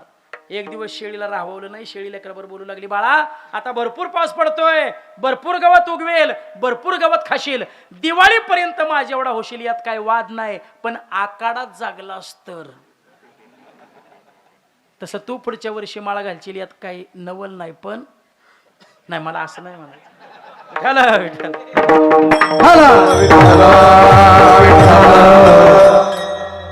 वारकरी संप्रसारण ग्रंथ संपदा, वारकरी संप्रसारण तत्वज्ञान एवढं समर्थ आहे, हे ज्याच्या जवळ आहे ना, मला तरी वाटत नाही त्याला दुसऱ्याच्या दारात कटोरा घेऊन भीक मागायची गरज नाही. एवढं समर्थ वाङ्मय वारकरी संप्रदायाजवळ आहे. एखाद्याकडून गुन्हा झाल्यानंतर शिक्षा करणारं शासन आहे, पण एखाद्याकडून गुन्हाच होऊ नये याकरता काम करणारा आमचा वारकरी संप्रदाय. पोर इकडं आली पाहिजेत. दुसरं साधन सांगितलं, हरिपाठ कीर्ती मुखे जरी गाय, पवित्र होय देह त्याचा. मग एवढं पवित्र शरीर तुळशीची माळ परिधान केली, हरिपाठ पाठ झाला की पवित्र होतं. मग पुतना पवित्र का? एवढं पवित्र शरीर तुळशीची माळ परिधान केली, हरिपाठ पाठ झाला की पवित्र होतं. मग पुतना पवित्र का?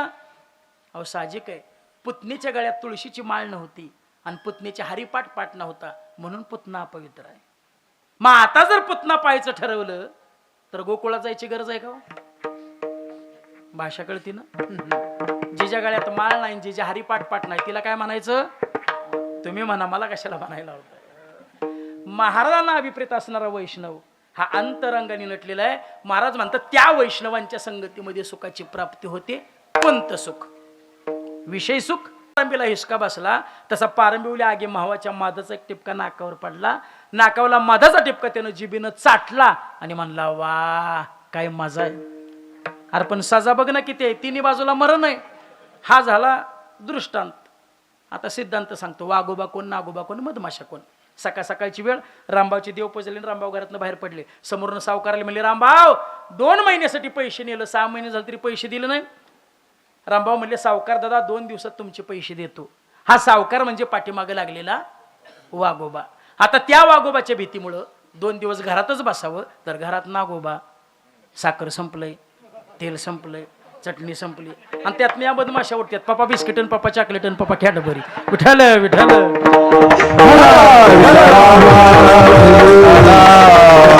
मग कोणतं सुख महाराज म्हणतात मला त्या वैष्णवांच्या संगतीमध्ये मिळतं ते सुख आहे भक्ती प्रेम सुख जे भल्या भल्यांना मिळत नाही कोणाला मिळत नाही भक्ती प्रेम सुख नेनवे अनेका पंडित वाचका ज्ञानी अंशी आत्मनिष्ठ जरी होती जीवन मुक्त परिभक्ती प्रेम सुख दुर्लभत्या जे भक्ती प्रेम सुख भल्या भल्यांना मिळत नाही महाराज सांगतात ते भक्ती प्रेम सुख मला वैष्णवांच्या संगतीमध्ये मिळतं ते इतकं मिळतं इतकं मिळतं इतकं मिळतं अंतर्वृत्तीत सामावलं जात नाही ते इंद्रियाच्या माध्यमातून बाहेर पडलं जातं त्यावेळेला त्यांची जी अवस्था होते अभंगाचं गायनाचे उडे आपोलिया छंदे गायनाचे उडे आपोलिया छंदे गायनाचे उडे आपोलिया छंदे गायनाचे उडे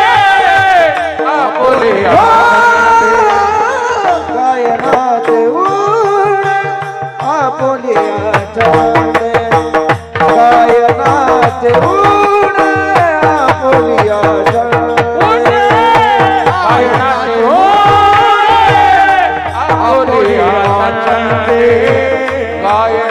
उडे आपोलिया छंदे गायनाचे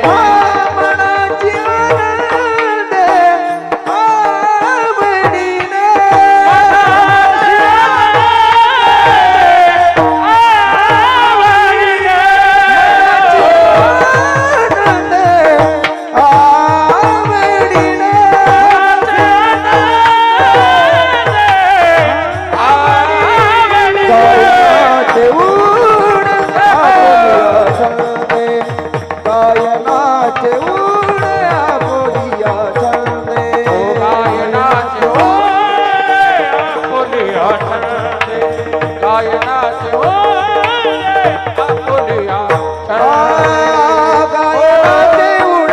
आपोलिया छंदे मनाची आनंदे आवडीने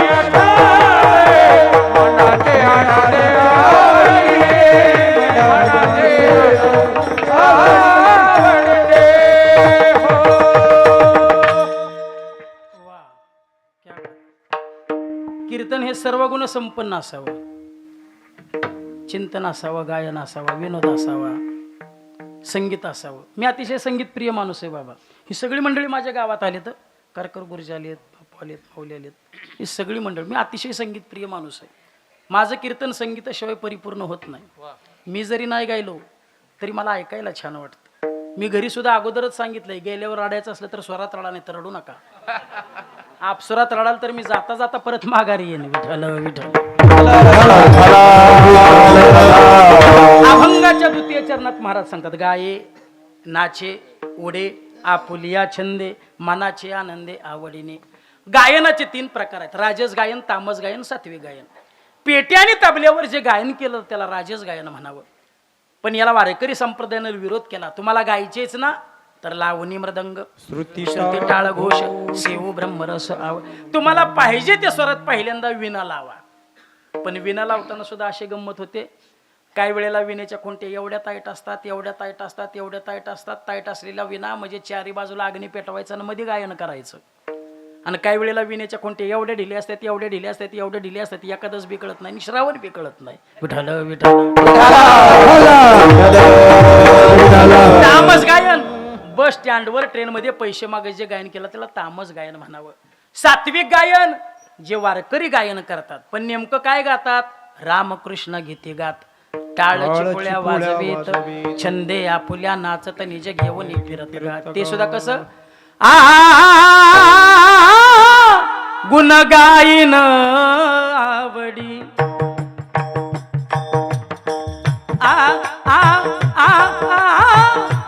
गुण गायन आवडी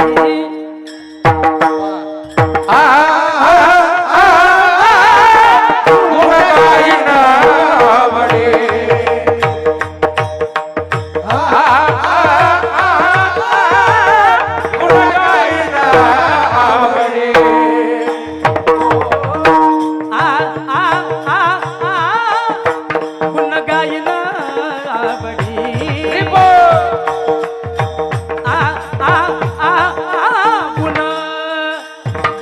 गाईन आवडी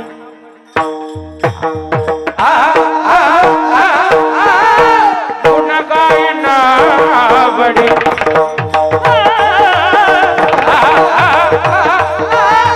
गुण गायन आवडी गुण गाईन आवडी हेच माझी सर्व जोडी गुण गाईन आवडी हेच माझी सर्व जोडी आ आ आ आ गुण गाईन आवडी आ आ आ गुण गाईन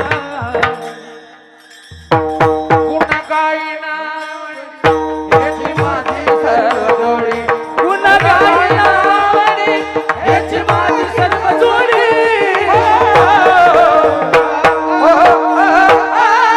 गुण गायन आवडी गुण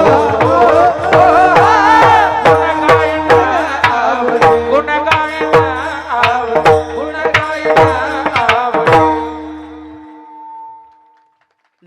नाचणे सुद्धा 3 प्रकार आहेत राजस तामस सात्विक स्वर्गामध्ये जे अप्सर असतं त्याला राजस नाचणं म्हणावं चित्रपट सृष्टी तमाशा नाचणं त्याला तामस नाचणं म्हणावं आणि सात्विक नाचणं जे वारकरी नसतात गायनाचे उडे म्हणजे उड्या मारणे कधी कीर्तनात हरिपाठात किंवा खेळया म्हटल्यानंतर आता खेळया म्हटल्यानंतर खेळणाऱ्यांचे सुद्धा 3 प्रकार आहेत काही जण खेळतात काही जणांना खेळण्याचा अधिकार नाही उपाधी वेगळी तुम्ही निर्विकार आणि काही जण खेळालाच घाबरतात कोण बामनाचं पर एक खेळा गायनाचे उडे आपुलिया छंदे लोकांच्या छंदे नाही ते सुद्धा मनाचे आनंदे आवडीने मनानेच का गीतेमध्ये भगवान सांगतात अर्जुना तुला माझ्याशी एकरूप असेल तर एक काम कर तू मन हे मीची करी माझे भजनी प्रेमधरी सर्वत्र नमस्कारी मज एकाती अर्जुना मन मला अर्पण कर बुद्धी मला अर्पण कर माझाच भक्तो मलाच नमस्कार कर देवालाही माहित आहे परमार्थ जर फलद्रूप करायचा असेल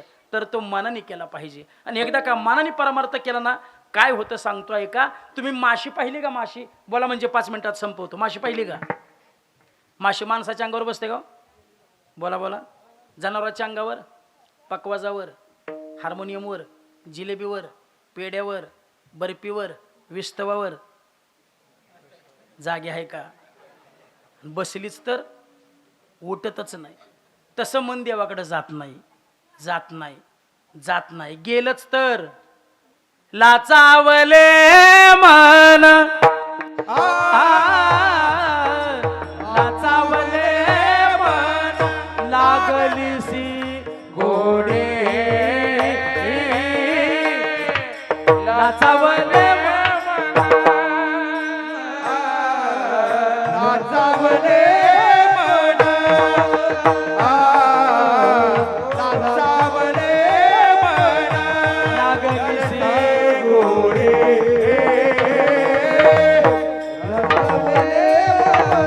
हो तेची वेळ सोडी ऐसे झाले तेची वेळ सोडी ऐसे झाले तेची वेळ सोडी ऐसे झाले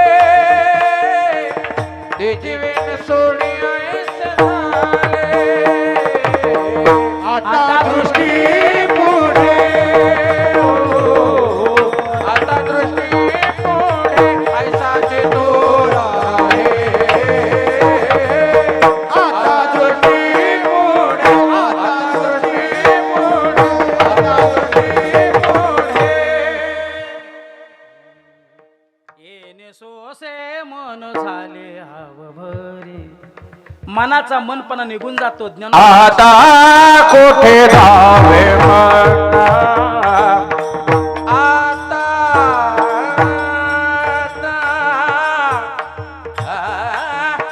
आता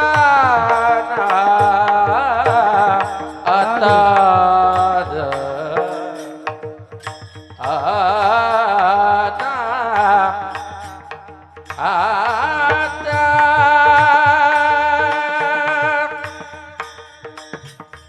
आता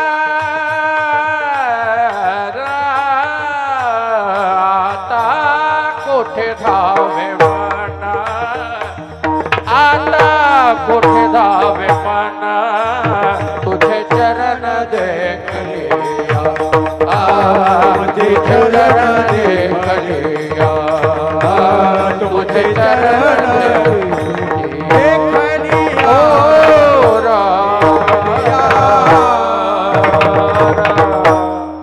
मनाचा मनपणा निघून जातो. ज्ञानोबरायांची भाषा आहे. मनाचे मनपण गेले जेत बोलाचे बोलपण ठेले जया माझी सापडले ज्ञेय दिसे. मनाचा मनपणा निघून जातो. मग मनाचं नेमकं होतं तरी काय? मन हे राम झाले मन हे राम झाले प्रवृत्ती ग्रासून कैसे निवृत्तीसे आले. मनच राम म्हणून बसत.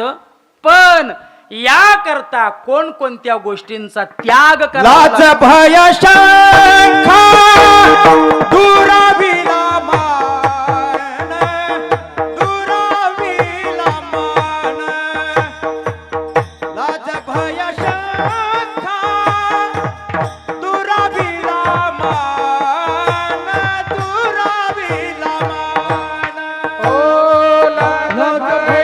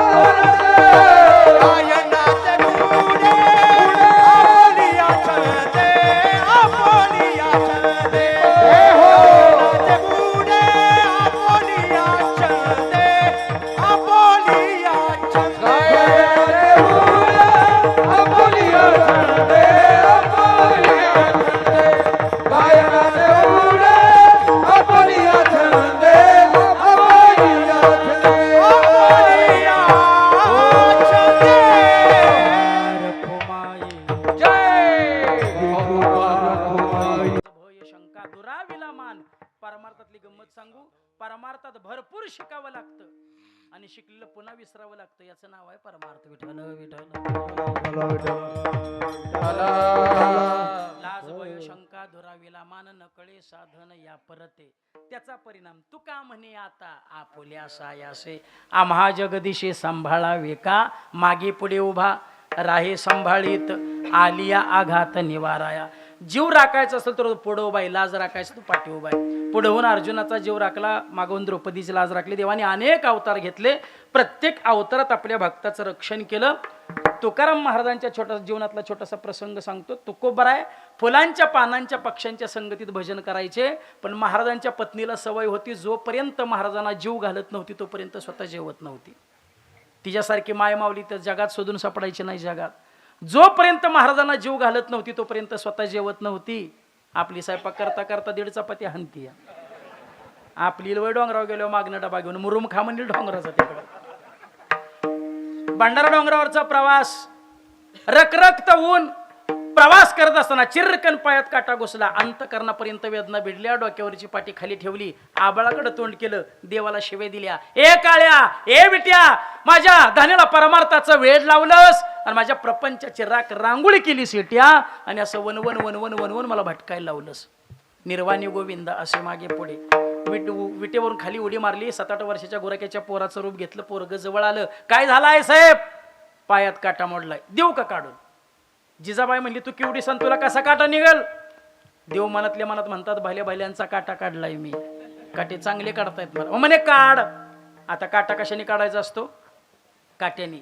देवाने दुसरा काटा शोधून आणला आणि तुकाराम महाराजांच्या पत्नीचा पाय आपल्या मांडीवर घेतला. काय चरित्र आहे, बिचारीला काय माहित. जगाच्या मालकाच्या मांडीवर आपला पाय आहे, बिचारीला काय माहित. ज्याच्या दर्शन करता वाळवंटापासून महाद्वारापर्यंत रांग लागली, त्या जगाच्या मालकाच्या मांडीवर आपला पाय आहे, बिचारीला काय माहित.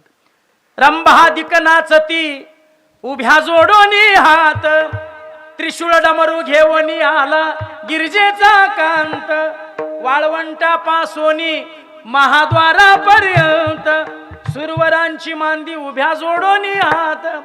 बिचारीला काय माहित, ज्याच्या दर्शनाकरता वाळवंटापासून महाद्वारापर्यंत रांग लागली, ते जगाच्या मालकाच्या मांडीवर आपला पाय, बिचारीला काय माहित. आता काटा दिसण्याकरता काय करावं लागतो, थुंका लावायला लागतो.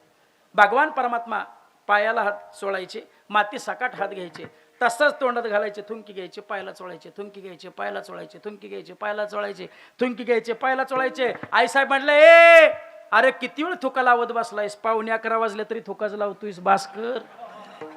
काटा दिसत नाही आईसाहेब. आता जगातलं सगळं दिसतंय, काटा दिसत ना होय, मग का माती चाटायचा.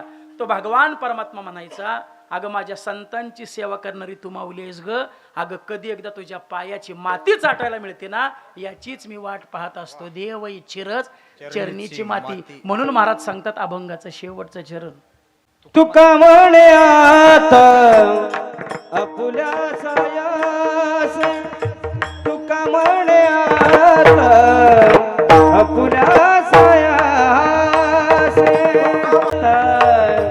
आपुल्या सायास, तुका म्हणे आता आपुल्या सायास. जगदीशे सांभाळावे आम्हा जगदीश सांभाळावे, गायनात उडे आपुली अखंड, गायनात उडे आपुली अखंड. माझ्या मनाची आनंद आवडीने,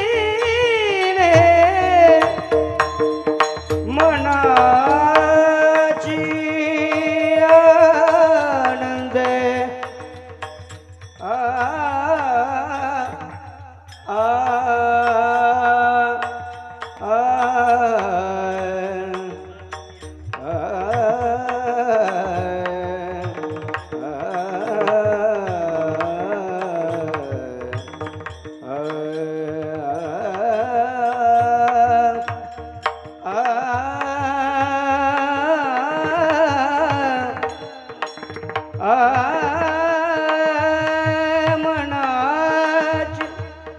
मनाची मनाची मनाची आनंद,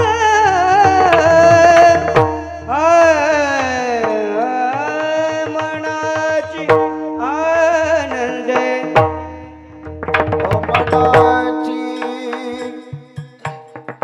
मनाची मनाचे आनंदे आवडीने, मनाची आनंदे, मनाचे आनंदे आवडीने, आवडीने, मनाचे मनाचे आनंदे आवडीने, आवडीने, मनाचे आनंदे आवडीने, आवडीने,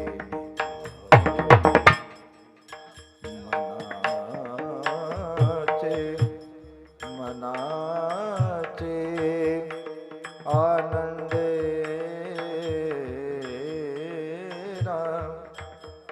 मनाचे आनंदे आवडीने, मनाचे मनाचे मनाचे मना